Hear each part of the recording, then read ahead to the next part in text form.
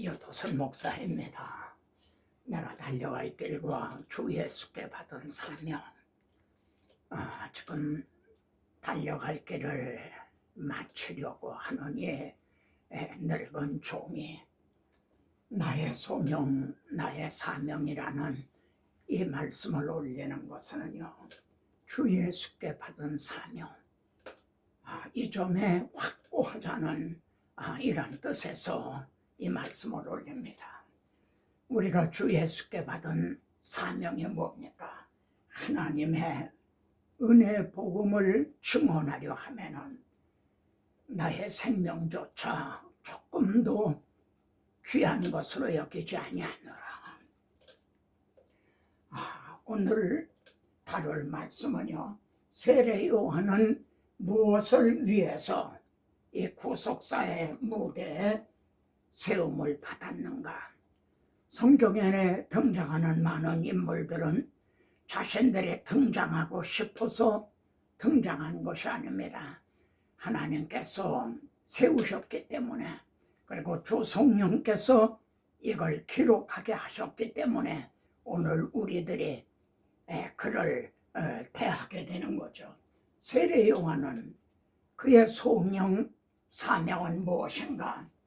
하나님께로부터 보내심을 받은 사람 있으니 그의 이름은 요한이라. 하나님께로부터 보냄을 받은 사람이죠. 주님의 오시는 길 예비자로 보냄을 받은 사람입니다. 그리고 그가 증언하러 왔으니 곧 빛에 대하여 증언하고 또 증언하기 위해서 왔다. 모든 사람이 자기로 말미암아 믿게 하려 함이라. 이것이 세례 요한이 구속사의 무대에 세움받은 사명인 거죠. 요한이 옥에 갇혔습니다. 그리스도께서 하신 일을 듣고 이 점을 좀 주목해 보시기 바랍니다. 그리스도께서 하신 일을 듣고 그리고 자기 제자들을 주님에게 보냅니다. 그래서 물은 말에 오실 그이가 당신이 오니까 우리가 다른 사람을 기다리니까 이걸 달리 표현하면 당신이 진짜 메시아요 아니면은 가짜 메시아요, 이런 말이나 다름이 없죠. 오실 그이가 당신이 옵니까? 아니면 우리가 다른 일을 기다리올까? 참 이 말씀을 대할 때 말이죠, 참 난처하게 되고 어떤 면에서 황당하기까지 합니다. 세례 요한은 보라, 세상 죄를 지고 가는 하나님의 어린 양이로다. 나도 그분을 몰랐었다. 그런데 나를 보내신 이가 성령이 누구에게 임하는 것을 보거든 그분이 곧 그리스도인 줄 알라. 이렇게 힘있게 증언하던 세례 요한이 말입니다. 오실 그이가 당신이 오니까 이렇게 묻고 있는 거 아닙니까? 주님은요, 누구든지 나로 말미암아 실족하지 아니하는 자는 복이 있도다 하시니라. 실족하지 아니하는 자는 복이 있다. 그러면은 세례 요한이 옥에 갇혀 있음으로 인해서 실족하게 됐다는 말인가? 여기에서 우리는요, 세례 요한이 실족했느냐 안 했느냐 그 점이 중요한 게 아닙니다. 주님이 누구든지 여기에 오늘 우리들에게 적용되는 점이 있는 거죠. 누구든지 나로 말미암아 실족하지 않는 자 그가 복이 있도다. 지금 세례 요한은 옥에 갇혔습니다. 그 헤롯의 죄를 막 책망하다가 옥에 갇힌 거죠. 그리고 세례 요한은 내 뒤에 오실 이 그리스도에 대해서 그분은 손에 키를 들고 자기 타작마당을 정하게 하사 알곡은 모아 곡간에 들이고 쭉지기는 꺼지지 않는 불에 태우시리라.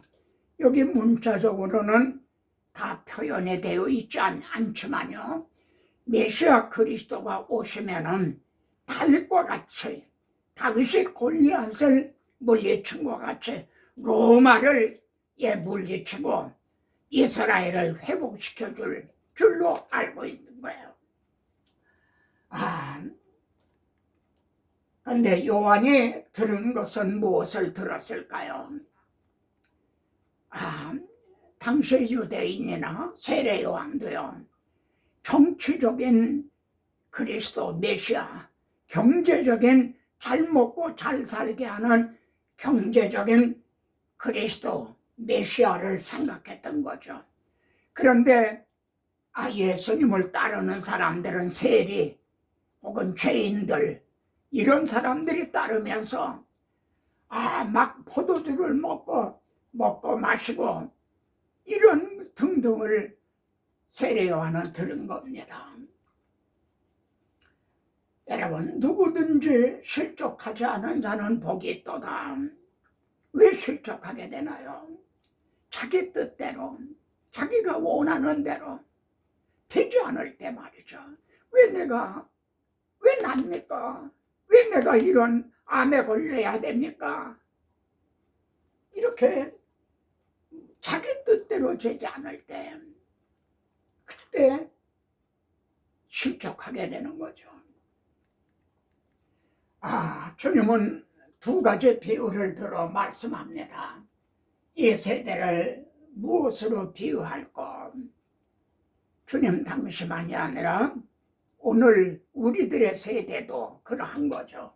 첫째는요, 우리가 너희를 향하여 피리를 불어도 너희가 춤추지 아니하고, 주님이 오셔서 복음의 피리를 부르셨죠.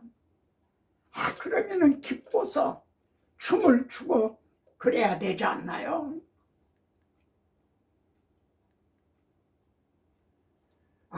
잔치집과 같은 복음 시대죠. 신부를 취하는 자는 신랑이지만은 신랑의 음성을 듣는 친구도 기뻐하느니라. 그렇게 주님 말씀합니다. 주님이 오셔서 복음의 피리를 불어도요, 오늘날 증인들이 복음의 피리를 불어도 너희가 춤추지 아니하고, 오늘의 우리는 어떠하냐 묻게 되는 거죠. 두 번째 비유는요, 장례집과 같은 율법 시대입니다. 여러분, 구약 시대는 아침 저녁으로 양을 잡아서 상분제를 드리던 시대거죠. 양을 잡는, 말하자면 초상집, 장례집과 같은 거죠. 율법 시대가 그러했습니다. 그래서 우리가 슬피 울어도 너희가 가슴을 치지 아니하였도다. 회개하지 않았다는 거죠. 율법을 듣고도 죄를 통회하면서요, 자복하면서 회개하지 않았다, 이런 뜻이죠. 그리고 요한이 와서 먹지도 않고 마시지도 아니하며 귀신에 들렸다 하더니, 요한은 이 초상집과 같은 그런 사람인 거죠. 그래서 먹지도 아니하고 마시지도 아니하고요. 근데 주님은요, 인자는 와서 먹고 마시며 잔치집과 같은 거죠. 보라, 먹기를 탐하고 포도주를 즐기는 사람이요, 세리와 죄인의 친구로다, 이렇게 비난을 했죠. 먹지도 않고 마시지도 아니해도, 먹고 마셔도, 이래도 저래도, 피리를 불어도, 막 애곡을 해도 그들은 전혀 반응하지 않았던 거죠. 율법과 복음, 이는 하나님이 주신 거라는 겁니다. 우리는 지금 율법 시대냐 아니면 복음 시대에 살고 있느냐, 이렇게 이분법으로 갈라놓을 게 아니에요. 율법도 하나님이 주신 거고 복음도 하나님이 주신 거라는 겁니다. 여러분, 여기 나사로가, 죽은 지 나흘 되는 나사로가 살아났어요. 나사로가 죽었어요. 무슨 집이죠? 장례집, 소상집이 된 거죠. 막 사람들이 울었어요. 근데 주님이 오셔서 나사로야 일어나 나오라 살리셨어요. 그러니까 막 기뻐하고 그랬죠. 잔치집이 된 거죠. 장례집이 변하여 잔치집이 된 거죠. 율법을 통해서 오라 나는 곤고한 사람이로다 막 애통을 한 사람만이 복음을 통해서 기뻐하고 감격하게 된다는 거죠. 요한은 말입니다. 이 점이 중요합니다. 율법 시대와 복음 시대 경계인으로서의 갈등이라 할 수 있죠. 세례 요한이 자기 제자들을 보내서 오실 리가 당신이 오니까 우리가 다른 사람을 기다려오니까 이거는 율법 시대와 복음 시대 경계인의 갈등이라고 이렇게 정의할 수가 있다는 겁니다. 율법과 선지자는 요한의 때까지요. 요한이 율법과 선지자의 마지막. 그리고 그 후부터는 하나님의 나라의 복음이 전파되어 사람마다 그리로 침입하느니라. 사실 주님의 초창기 제자들은요, 사도 요한의 제자들이었습니다. 네, 사도 요한, 세례 요한의 제자들이었습니다. 그 세례 요한의 말을 듣고 주님을 따르게 된 거죠. 경계인이었던 겁니다. 세례 요한은 말입니다. 그러니까 복음 시대의 잣대로, 율법 시대의 잣대로 복음 시대를 재단하려고 하니까 이게 맞지가 않았던 거죠. 내가 진실로 너에게 말하노니 여자가 낳은 자 중 세례 요한보다 큰 이가 일어남이 없도다. 주님은 세례 요한의 사명을 인정을 하셨습니다.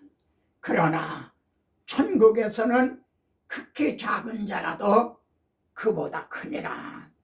이 점을 우리는 또 너무 지나치게 해석해서는 안 될 겁니다.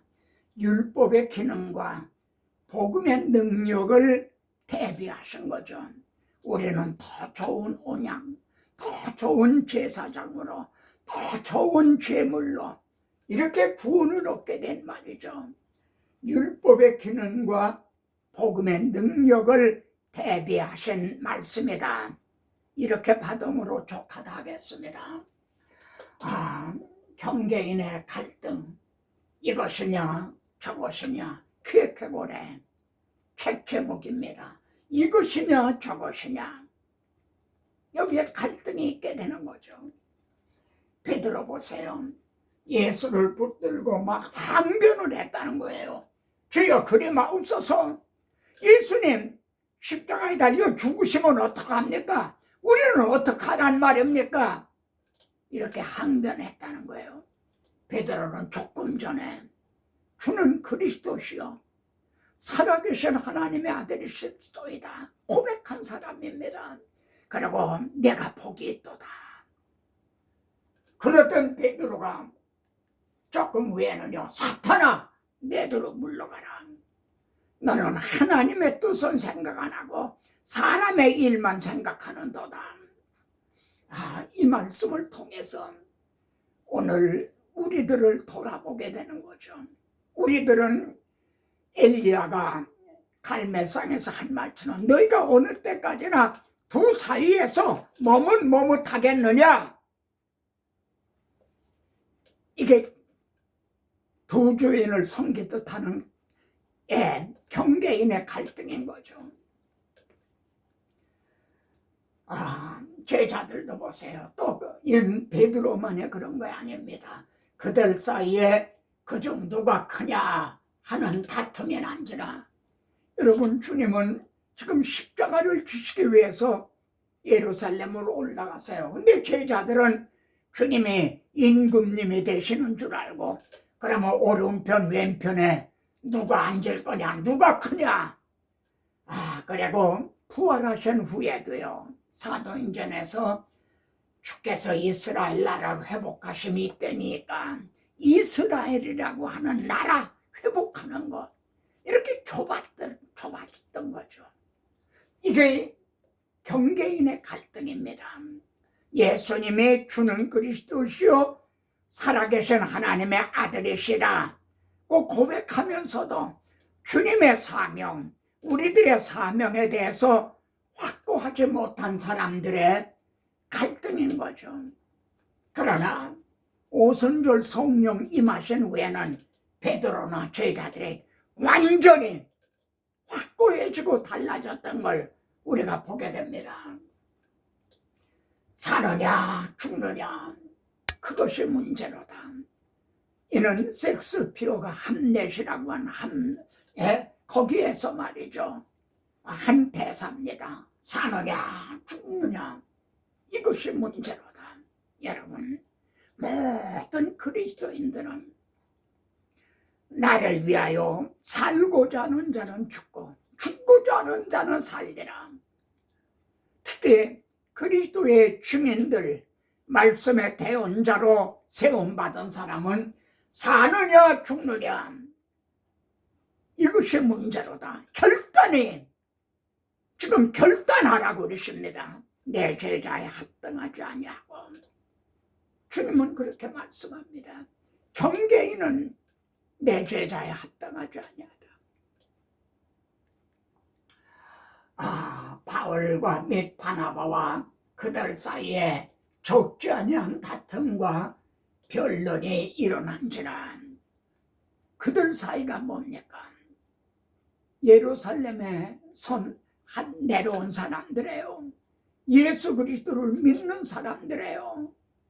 그들 사이에 다툼과 변론이 적지 아니한 다툼과 변론이 일어났다는 거예요. 왜 이렇게 다툼과 변론이 일어났나요? 서로 부둥켜 안고 기뻐하며 감사하며 산 게 아니라 왜 이렇게 다툼과 변론이 일어났나요? 다툼 변론 이걸 믿지 않는 사람들하고 대적하는 사람들하고 해야 될 거 아닌가요? 근데 왜 예루살렘 그것도 지도자 사이에 다툼과 변론이 일어났나요? 그러나 그들의 마음이 완고하여 오늘까지도 주님은 다 이루었다. 그래서 1500년 동안이나 막혔던 휘장을 열어주셨는데 오늘까지도 구약을 읽을 때 수건이 벗어지지 않고 모세가 수건으로 얼굴을 그 광채를 가린 것 같이 그리스도의 영광의 복음의 광채를 바라보지 증언하지 못하고 있다는 거예요. 그게 가려워지고 있다는 거예요. 뭘로 이제 가리고 있는 겁니까? 설교를 통해서요. 그분의 목사님 설교에는 복음이 없습니다. 수건이 벗어지지 않았기 때문에요. 그래서 다툼과 변론이 일어나고 있는 거죠. 우리는 돌아보게 됩니다. 자문하게 됩니다. 우리는 경계인으로서 지금 갈등을 하고 있는 건가? 이것이냐 저것이냐 죽느냐 사느냐 두 사이에서 머뭇머뭇하고 있는 건 아닌가요?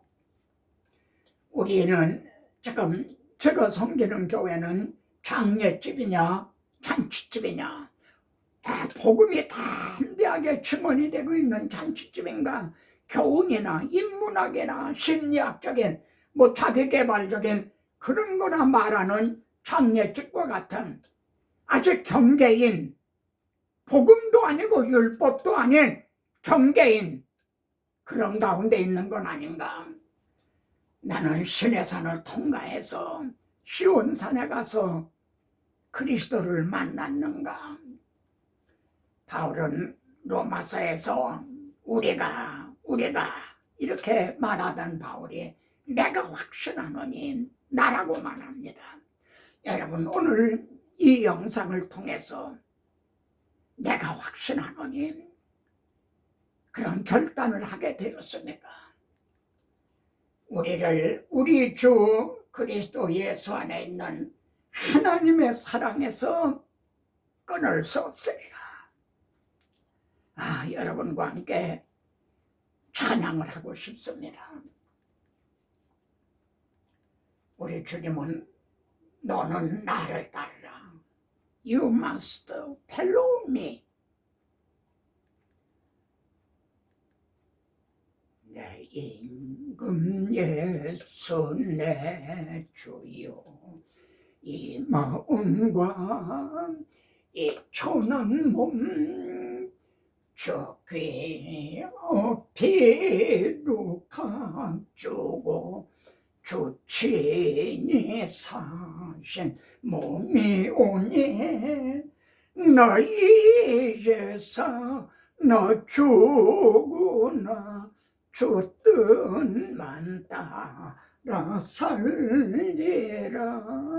내 임금 예수 내 주여, 이 마음과 이 천한 몸 주 보배 피로 감추고 주 친히 사신 몸이 오니 나 이제서 나 죽으나 주 뜻만 따라 살리라.